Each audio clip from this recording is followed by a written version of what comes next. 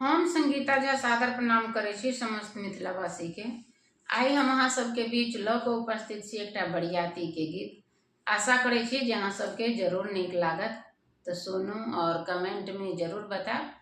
अगर चैनल के सब्सक्राइब नहीं केने छी तो चैनल के सब्सक्राइब जरूर करू। जय मिथिला। तो सुनो ये बरियाती के। बाबा साजो बरियाती जोड़िया में, बाबा साजो बरियाती जोड़िया में, हे जोड़िया में, हे जोड़िया में, हे जोड़िया में, हे जोड़िया में, बाबा साजो बरियाती घन घोड़िया में, बाबा साजो बरियाती घन घोड़िया में। कथी हौदाराम कथी हौदाल छुमन, कथी हौदाराम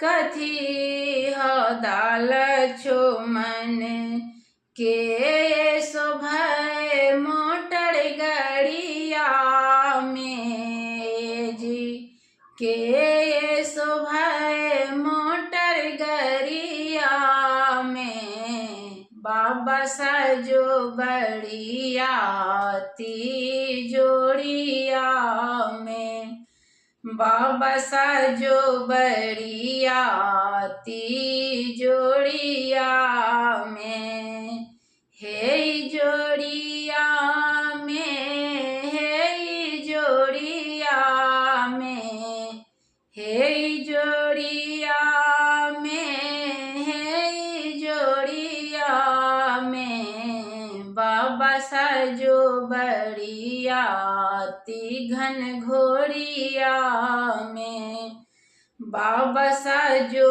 बरियाती घन घोड़िया में।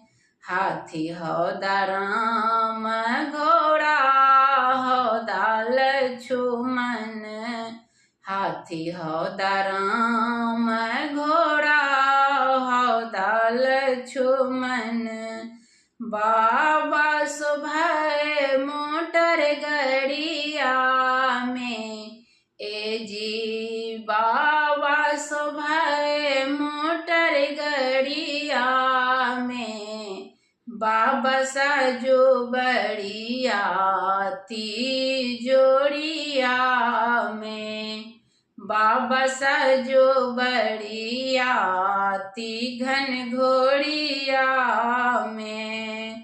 सब बरियाती जनकपुर पहुँचल, सब बरियाती जनकपुर पहुँचल, धन्य धन्य बाजै जनक नगरिया में जी, धन्य धन्य बाजै जनक नगरिया में, बाबा साजो बरियाती जोड़िया में, बाबा साजो बरियाती घन घोड़िया में। धन्यवाद।